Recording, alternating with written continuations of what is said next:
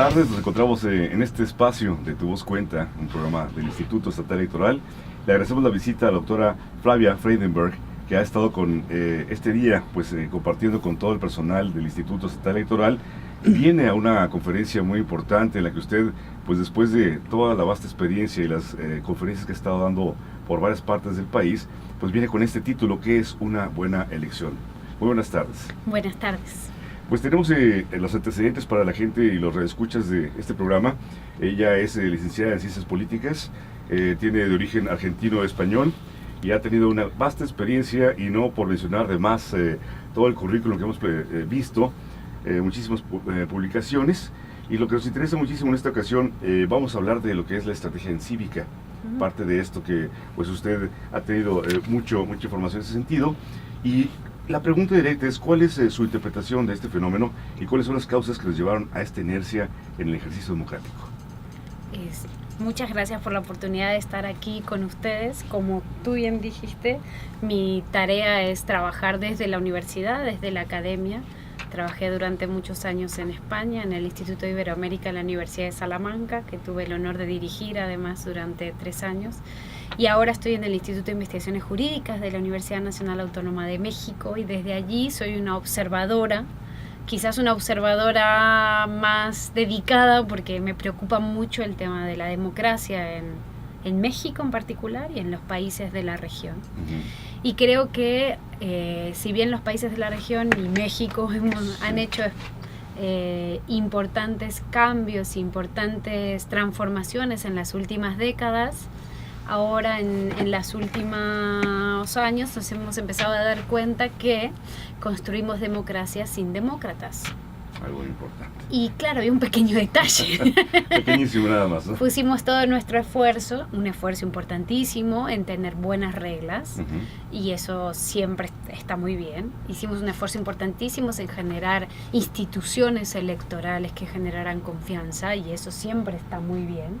Pero necesitamos ahora, y nos dimos cuenta, por suerte, de que necesitamos demócratas, ¿no? Entonces, en Cívica es una estrategia nacional de cultura cívica, en la que yo no he participado en su formulación más que como observadora, digamos, pero sí me parece un esfuerzo muy interesante del Instituto Nacional Electoral para llamar la atención y para desarrollar, como si fuera un paraguas, ¿no? Sí, claro. Actividades que nos ayuden a avanzar en la formación cívica de nuestra ciudadanía. Y bueno, en ese sentido también estábamos hablando de las elecciones anteriores, 2016. Estamos participando en un régimen exclusivamente de los partidos políticos. Pero el año pasado tuvimos también candidaturas independientes que llegaron a ganar puestos de primer nivel, sobre todo aquí en Chihuahua. Fue uno de los casos interesantes en que tuvimos 2 candidaturas independientes, que pues sentando antecedentes a nivel nacional, pues ha sido algo interesante, y nos gustaría saber cuál es su juicio en ese sentido de la participación y el futuro de los partidos políticos. ¿Se verán desplazados por las candidaturas independientes? ¿Cómo observa, ya que usted lo está mencionando, este sentido de ya la notoria participación en las candidaturas independientes en el país? Bueno, no es notoria la participación en las candidaturas independientes en comparación a todas las candidaturas que no son independientes. Es decir, el sistema político todavía sigue estructurado sobre el eje de la representación política a través de los partidos, ¿no? Yo soy una convencida, llevo 20 años estudiando partidos políticos en América Latina, y soy una convencida de la importancia de los partidos políticos para la democracia. Creo, como mucha gente, que es muy difícil hablar de democracia sin partidos políticos. Es una contradicción en sí misma. La democracia no funciona sin partidos políticos. Las candidaturas independientes han sido fórmulas para generar oxígeno en aquellos sistemas políticos en donde los partidos políticos no han sabido dar respuestas idóneas a lo que es su tarea principal, que es resolver los problemas de la gente. Entonces la gente, que ya está cansada de que no respondan a sus problemas, está presionando por conseguir nuevas alternativas, ¿no? Los sistemas políticos que han cambiado estructuralmente desde modelos de centralidad de los partidos a centralidad de los movimientos independientes tampoco han funcionado. Eso es Perú y eso es Ecuador. Es decir, que tampoco es cierto que las candidaturas independientes resuelvan todos los problemas, porque no resuelven el problema central, que es darle respuestas a las necesidades de la gente. Entonces creo que es mucho más complejo que hablar de candidaturas independientes como algo contradictorio a los partidos políticos. Es decir, los partidos políticos mexicanos y latinoamericanos tienen muchos problemas, pero las candidaturas independientes no tienen soluciones a esos problemas tampoco. Lo que yo sí abogaría es por generar transformaciones en los partidos políticos mexicanos y latinoamericanos. Transformaciones que tienen que ver con mejorar su funcionamiento interno, transparentarlo, hacerlo más incluyente, hacer que sus procesos de toma de decisiones sean muchísimos más inclusivos de lo que son hasta ahora, hacerlos más eficientes, hacerlos menos elefantes y más panteras, hacerlos más adaptables a las necesidades de respuesta a los problemas de la gente. Yo necesito una sociedad del siglo XXI como las que tenemos actualmente, con élites políticas y élites sociales y élites económicas también del siglo XXI. Lo que tenemos en América Latina y en México también, porque México también es América Latina, aunque les cueste a veces aceptarlo, claro, es que es lindo ser América Latina, no es feo, es lindo. No, definitivamente, estamos de acuerdo. Es muy lindo, es un honor ser parte de América Latina. Lo que necesitamos es tener una renovación de las dirigencias, una renovación de los liderazgos. Necesitamos más líderes que ejerzan pedagogía, necesitamos más líderes que sepan lo que tienen que hacer, que sean honestos y honestas y que sean capaces de resolver los dilemas que tienen nuestras sociedades. Dilemas que tienen que ver con la exclusión, dilemas que tienen que ver con la desigualdad, dilemas que tienen que ver con la pobreza, dilemas que tienen que ver con la falta de Estado. Claro. Si tenemos todos estos problemas y tenemos políticos que no se ocupan de ellos, es normal que la gente busque otras alternativas. Mi miedo es que esas otras alternativas también frustren las expectativas de la gente. Claro, y eso es un problema para la democracia. Que venga una decepción. Exactamente, como la que ya hay. Como que la que existe. En Chihuahua, hablando de esto, es la primera vez que tenemos más mujeres diputadas en el Congreso del Estado que hombres. Es algo que llama la atención. Aquí de las 67 alcaldías, 24 están encabezadas por mujeres. Es un reflejo de la paridad electoral en ese estado, que ha sido también un ejemplo de cambio en ese sentido. Un orgullo para todos. Pero aún así la violencia política de género es un tema cada vez más fuerte. Estamos platicando en ese sentido, no solamente en el aspecto de familiar, social, sino hablando del aspecto político. Esta violencia se ha generado, esta violencia política de género. ¿Cuál es su visión sobre el tema? ¿Qué pasos tenemos que dar para llegar a una democracia verdaderamente paritaria, equilibrada?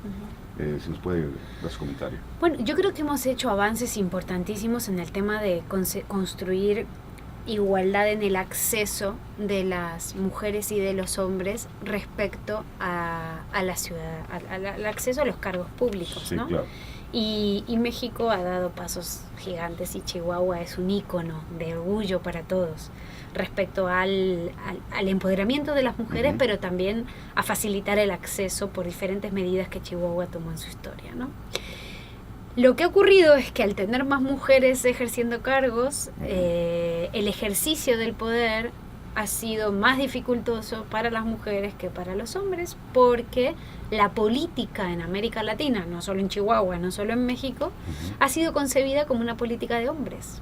Claro, como si la política fuera cosa de hombres y la familia cosa de las mujeres. El club de Toby, ¿no? El club de Toby, ¿no?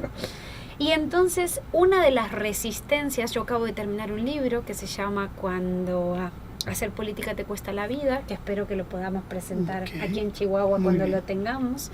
Lo estamos publicando con el Instituto de Investigaciones Jurídicas, con la FEPADE y con el Tribunal Electoral del Distrito Federal, que recoge los trabajos de como 25 colegas académicos y funcionarios electorales y activistas de la sociedad civil. Muchos de los capítulos son sobre México, gran parte son sobre América Latina también. Entonces ahí estuvimos trabajando y reflexionando y discutiendo, ¿no? Entonces, ¿qué hacer frente a la violencia política? Hoy tenemos 172 denuncias en la FEPAD, en la Fiscalía de Atención de Delitos Electorales a nivel federal. Y entonces, lo primero que tenemos que hacer es no pensar que la violencia fue generada por la aprobación de la paridad en las candidaturas. Lo primero que hay que pensar. Hacerlo a un lado. Porque la violencia ya existía. Ya está. Claro. Lo que pasa es que ahora las mujeres son una amenaza para cuotas de poder que antes estaban monopolizadas por los hombres. Mientras a las mujeres las mandaban a cargos que no iban a ganar o las mandaban como candidatas a distritos sin dinero para hacer sus campañas, no eran una amenaza. En cuanto las mujeres se convirtieron en una amenaza a cotas de poder que eran tan excesivamente masculinizadas, pues lo que hizo, que fue lo que hizo la paridad forzó a poner mujeres donde los partidos no ponían nunca mujeres, porque a los partidos latinoamericanos no les gustan las mujeres, evidentemente, porque si les gustaran no harían tantos inventos para evitar cumplir con las reglas y demás, ¿no? Entonces la paridad, que es un principio constitucional, ya en México, en Bolivia y en Ecuador, son principios constitucionales, forzó a cambiar prácticas que antes estaban masculinizadas. La violencia es una reacción a esto. Claro. La violencia es algo que está muy enraizado en nuestra sociedad. No es una violencia solo política, es una violencia estructural, social, ¿no? Y entonces ahora lo que se está manifestando son en prácticas físicas, de violencia física o sexual, pero también y sobre todo violencia simbólica y violencia no visible. Que yo siempre les digo, la violencia física uno la ve, entonces uno la puede identificar. Claro. La otra uno no la ve y esa es más difícil de identificar. Enemigo silencioso. Silencioso, ¿no? Entonces ahí tenemos que hacer varias cosas. Primero necesitamos una ley que tipifique los delitos y que sancione los delitos. Segundo, necesitamos responsabilidad política de los partidos políticos. O sea, lo que no puede ser es que el partido X a nivel local permita, porque el cacique de ese distrito es el violentador, y la dirigencia nacional mire para otro lado. Eso es lo que no puede ser. Entonces nosotros tenemos que elevar los costos de exigencia. Es decir, un partido político que permite que sus candidatos o sus cargos públicos violenten los derechos políticos electorales de una mujer o de otro hombre, no importa si es hombre o mujer, eso es violencia política en razón de género. Por razón de género, es decir, por ser mujer o por ser hombre, por supuesto, sí, tiene que asumir su responsabilidad. Lo que no puede ser es que las directivas nacionales o las directivas estatales miren para otro lado. Porque si se da cuenta, las mayores manifestaciones de violencia son a nivel local. De hecho, sí. En los municipios, ¿no? Sí. Donde todavía la paridad no está aplicada en todos los casos, ¿no? Tenemos un nivel de representación para 2014, que fue la última cuenta que yo conozco de la CEPAL en México, de unos 12 a 14% de mujeres presidentas municipales. Aproximadamente, sí. Más en el sur, ¿no? Es uno de los peores niveles de América Latina. Entonces, todavía la paridad no está jugando a lo local. Ahora van a venir, o sea, la última elección en Coahuila, antes de la elección del domingo pasado, Coahuila tenía una presidenta mujer. Hoy tiene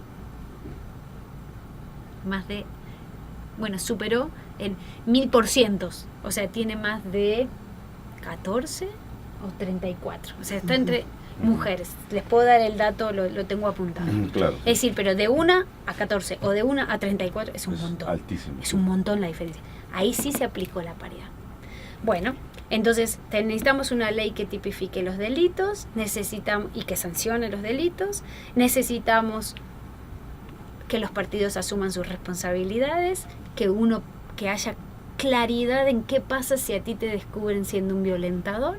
Claro. Si la sala superior dice que ahí hay un caso de violencia política de género, o la sala regional o el tribunal local, pues entonces ¿qué va a pasar con ese dirigente político? ¿Va a perder sus derechos como militante?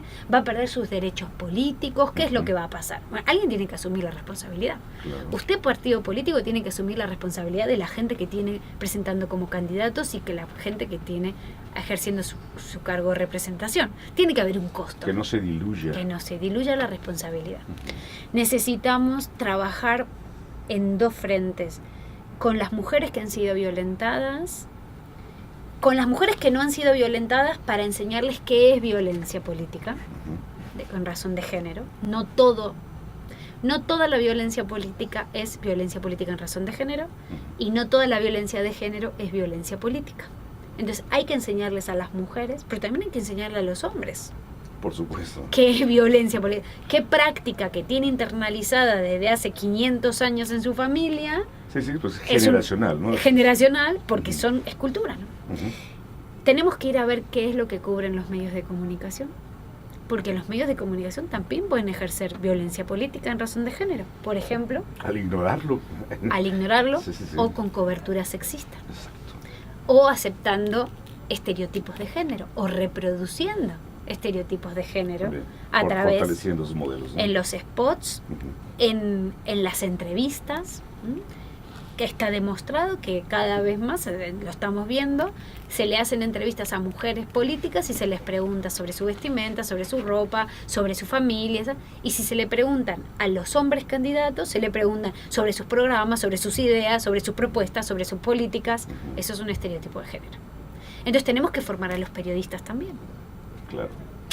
Tenemos que ir a las escuelas y tenemos que dejar de educar machitos violentos y princesas indefensas. Yo a cualquier padre, amigo mío, de una niña pequeña que le diga a su niña, a su sobrina, princesa, me pongo nerviosa. Me pongo nerviosa. No, a mí no me eduques a una princesa. Ahora me están queriendo convencer de que van a educar reinas. Bueno, por lo menos, porque así no está esperando el príncipe azul. El poder lo va a tener ella. Sí, le digo, pero acuérdate que somos republicanos laicos. Sí. Eso es México, una república laica. Entonces no me puedes querer formar reinas y princesas. Yo no creo que esté en la cultura nuestra. Yo creo que no hay incentivos para... Bueno, en lo personal no soy tan culturalista, no soy tan Bourdieu, pero soy más de incentivos, ¿no? De right choice, ¿no? Creo que uno funciona por incentivos que favorecen un comportamiento o castigan un comportamiento, ¿no? Y creo que en un país que no estaba acostumbrado a cumplir con reglas, los incentivos son perversos, ¿no?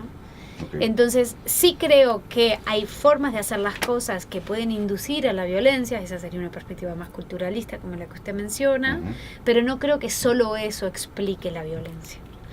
Todos deberían ser violentos porque todos tienen patrones culturales similares. Entonces, y no es así, no es cierto, porque hay gente que es violenta y gente que no. Lo que sí es cierto es que la violencia política en razón de género o la violencia de género se da en un contexto de violencia mucho mayor, de ausencia de Estado. No hay Estado que funcione. Si nos están matando un periodista cada semana, si nos están matando en las carreteras, si nos están haciendo desapariciones de gente, hay más de 16.000 desaparecidos, que eso es un nivel altísimo para una democracia, y no hablamos de esto y no enfrentamos este problema.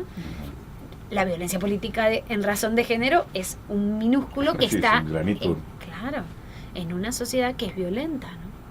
Entonces yo creo que ahí tenemos que atacarlo, entre comillas, no me gusta usar... Atacarlos es parte del léxico de violencia. Exacto, no me gusta usar esas categorías, pero creo que la gente me va a entender y me va a disculpar.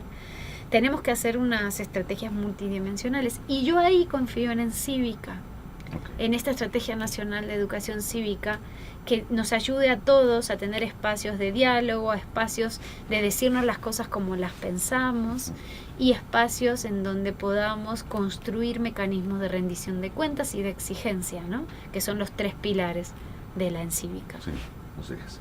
Y bueno, volviendo con esta visita, que es muy interesante, podemos platicar horas de estos temas, le agradecemos mucho su tiempo, su disposición, pero bueno, la pregunta, ¿qué es una buena elección? ¡Wow! Si nos puede platicar un poquito antes de que usted... Pero no mucho, porque si no van a venir ahorita, a la conferencia. Además, ahorita se va a presentar. Sí, se va a la conferencia. Bueno, ¿qué es una buena elección? Es un título, yo le digo fashion, ¿no? Es un título que capta la atención de la gente, ¿no? Y creo que es una gran pregunta que nos hacemos todos, ¿no? ¿Cuándo estamos ante una buena elección y cuándo no, ¿no? Y bueno, yo llevo 20 años estudiando esto y llevo haciendo investigación empírica. A mí me gusta en general hablar de las cosas que investigo, ¿no? No me gusta, por eso hace 2 años no hablaba sobre violencia política en razón de género, porque yo no había investigado sobre eso. Después de 2 años creo que no sé todo, pero he aprendido bastante sobre el tema, sobre todo después de escuchar a las mujeres víctimas en Oaxaca y en Chiapas, ¿no? Tengo una percepción distinta de las cosas de la que tenía antes, cuando no sabía, ¿no? Bueno, con respecto a qué es una buena elección, yo llevo muchos años trabajando sobre esta idea. Y en los últimos 6 años estoy desarrollando una investigación en perspectiva comparada para toda América Latina. intentando buscar cuáles son los mejores instrumentos o las metodologías que nos ayudan a entender y a abordar mejor la definición de lo que es una buena elección. Entiendo que a todo el mundo nos gusta decir, terminó la elección, esta es la mejor elección de todas, ¿no? Claro. Pero mi tarea es... Optimismo político. Exacto, mi tarea no es decirle a la gente lo que quiere escuchar, ¿no? Si es eso, me quedo en mi casa. Mi tarea es intentar generar dudas, validar supuestos, corroborar hipótesis, ¿no? Eso hace una científica, ¿no? Y eso soy, aunque no parezca, pero eso soy. Entonces, llevo muchos años y entonces he estudiado diferentes aproximaciones o maneras de definir qué es una buena elección. Sí. Y he llegado a la conclusión que una manera de aproximarse al estudio de las elecciones es a través de los informes de las misiones de observación de los organismos internacionales. Porque lo más difícil es encontrar datos comparables que me permitan observar muchas elecciones en un periodo de tiempo. Entonces, si no quiero el sesgo del que organiza la elección diciendo, claro, esta es la mejor elección. Tiene que ser externo. Exacto, tiene que ser algo externo. Entonces, de todos los organismos internacionales, la Organización de Estados Americanos ha experimentado un proceso de profesionalización de la elaboración de sus informes en los últimos años. Entonces tomé como material de análisis estos informes y he construido como una especie de metodología para poder concluir cuándo estoy ante una buena elección. Y entonces ahí hay 3 supuestos que yo creo que son condiciones necesarias para poder decir que estoy ante una buena elección, que es el tipo de procesos que tú desarrollas, ¿no? El tipo de contenidos que se da y el tipo de resultados, ¿no? Entonces el tipo de procesos es qué tipo de, por ejemplo, si están garantizados los derechos políticos básicos, claro, si todo el que quiere presentarse puede presentarse sin problema como candidato, si no hay restricciones a las candidaturas, ¿no? Si pasa eso, estoy ante una buena elección.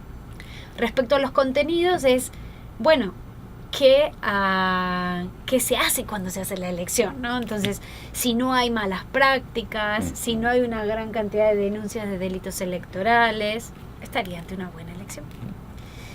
Y con respecto al resultado, más allá de la parte técnica, ¿no? De si tienes una buena burocracia que te organiza las elecciones, que permiten tener todas las casillas instaladas y los procesos de capacitación de los CAEs, o sea, toda esta parte técnica. Un buen instituto electoral. No, porque tú puedes no tener un buen instituto electoral y tener una buena elección. Okay. Tener un instituto electoral no es condición necesaria para tener una buena elección. En España no hay un instituto electoral. Lo organiza la gente. Ciudadanos que unos meses antes de las elecciones son convocados a lo que se llama la Junta Central Provincial Electoral. La Junta Electoral Provincial. Y ellos se convierten durante unos meses en los que organizan las elecciones. O sea, una burocracia no es condición necesaria. Entonces, el último punto es este. Y el último punto tiene que ver con los resultados, que tiene que ver con la relación de la ciudadanía con esos resultados. Podés tener una elección técnicamente perfecta. Ecuador 2017. Y que la ciudadanía o que los actores políticos no crean que esa elección fue buena. Y vos le podés hacer todos los ejercicios que tú quieras, pero como hay un clima de desconfianza, la percepción es que no, que ahí hubo fraude. Pero tú le dices, pero si yo estuve ahí y ahí no se cambió una casilla, no se cambió un resultado. No, pero hubo fraude. ¿Pero por qué hubo fraude? No importa, no da igual. Es que yo creo que hubo fraude y hubo fraude. Y esa fue mi discusión en Ecuador en las 2 vueltas que estuve como observador internacional. Entonces, el contexto te puede hacer que una elección que es perfecta técnicamente, bueno, nunca hay una elección perfecta técnicamente, pero digamos que es lo más que tú sabes. Lo más cercano a eso. Hay colegas que dicen todas elecciones tienen un costo de clientelismo y de compra de votos, todas. Sí, el tema es si eso es la práctica predominante o no, es decir, que hay como un costo de tolerancia, ¿no? Entonces, imagínate que tienes una elección donde nadie tocó, o sea, donde los votos de los ciudadanos se contaron perfectamente, se cumplió con todo el proceso, se garantizaron los derechos, el organismo cumplió con su tarea y tal, y la gente cree que hubo fraude, pues entonces no es una buena elección. Entonces, yo estoy trabajando en esta línea porque quiero avanzar en una propuesta desde la academia hacia el accionar público, ¿no? Creo que tenemos cada uno nuestro compromiso de llamar la atención a los actores políticos y a la ciudadanía en general. A la ciudadanía para que se informe y para que tenga su propio criterio, y para que estudie y para que no se deje llevar por lo que ahora se llama la posverdad y el fake news, ¿no?